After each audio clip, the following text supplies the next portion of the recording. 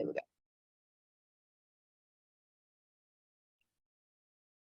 All right, get some of these things off of my screen. So I got the dictionaries version of what is a mentor. Is somebody who has less experience, and it may only be less experience in one area. So beware of that. Of course, someone that you get paired with, they might know more than you in one area, but that's not why you were paired with them. You were paired with them because you have some experience that they don't have. And that's what we're really calling on and asking on for you over these next couple of months. Here are the benefits, the top 4 benefits of being a mentor for the Thrive program. So first, you get to be an expert. Whether you have considered yourself an expert in the past, you are definitely one. So put on your expert hat. Be confident in that, because you are giving an opportunity that these people need, an opportunity to learn from somebody who already knows, instead of reading books, attending seminars, listening to podcasts. The other thing is, it's an opportunity for you to pay it forward or to give back, especially if you are a Thrive graduate like some of us. This is where we get to, what do you want to say, acknowledge the contract we signed at the beginning of the program that we would pay it forward to Thrive. And that's what some of us are doing. But if you're just an entrepreneur in general, this is your way to pour into the community. Then there's reverse mentorship. So of course, you're here to teach and share some expertise, but also be open to learning from your mentee. Learn from them if they're in a different generation, whether they're older than you or younger than you. They will offer you possibly a different perspective than what you had before. So be ready to learn as much as you're ready to share. And then the other benefit is that we are going to publicly recognize you at pitch night. In learning, you teach, and in teaching, you will learn. That's what Phil Collins says. So like I said, be ready to learn just as much as you teach. Be ready to learn how to be a better mentor possibly during this experience.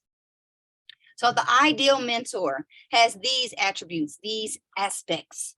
You're accessible. You're accessible in a physical sense, and you're accessible as in approachable as well. So determine, how are you going to be accessed? Is it going to be, can they text you? Can they only email you? Can they pick up the phone and call you outside of your maybe face-to-face meetings? Be sensitive and patient and tactful. They're not where you are, so don't treat them that way. Be sensitive, and what is the word I want to say? Be soft and loving, but also still have some disciplinarian in there, because we want to cultivate these people. And the only way we can cultivate them is possibly stretching them, digging in deep, and also getting your hands dirty. So don't just speak from a pedestal. Be ready to roll up your cuffs and maybe read something with them, or assign them something to read and say, next time I meet you, I want to know that you have read this and what you think about this article. Be confident that you are the right person for the job, okay? Be okay with sharing where you have messed up or where things have messed up for you, because we can learn from a monkey's uncle. So be ready to share your pitfalls, your valleys, and your peak experiences, because we learn from both the valleys and the peaks. And be a positive role model, because like I said, a mentor can be a bad role model and show you everything not to do. So I am going to hope that you're going to put your best face on and demonstrate the best example for them to follow over these next course of the few weeks or months that you're working with these folks. So let's talk about interaction. Decide when and where, how often you're going to meet with your mentee. Decide that up front and communicate that. Decide it together as well. What is your true availability? Can you meet? We're asking at a minimum twice a month, but if you can meet on a weekly basis, the more the merrier. But decide now what that looks like and communicate that to your mentee so they know where the boundaries lie, because boundaries keep us safe. So know that you let them know, do not text me at this time or call me at this time. Like everybody knows, don't call me on Monday, period. Because I'm not answering the phone. I'm not available. Don't call me at all because I won't answer the phone. Shoot me a text message. So be honest with yourself and be honest with your mentee, but be flexible. My request and suggestion is that you meet in person, whether the in person is via Zoom or at a cafe.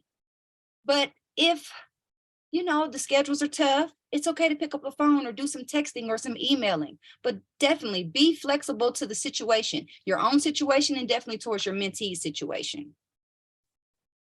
At the end, we're going to ask you just some very simple questions. What did you enjoy? What worked? What didn't work for you? And what's one thing that can make it better? We just really want to know how we can be better as an organization. And so you play a huge part in that by sharing your experience at the end of it.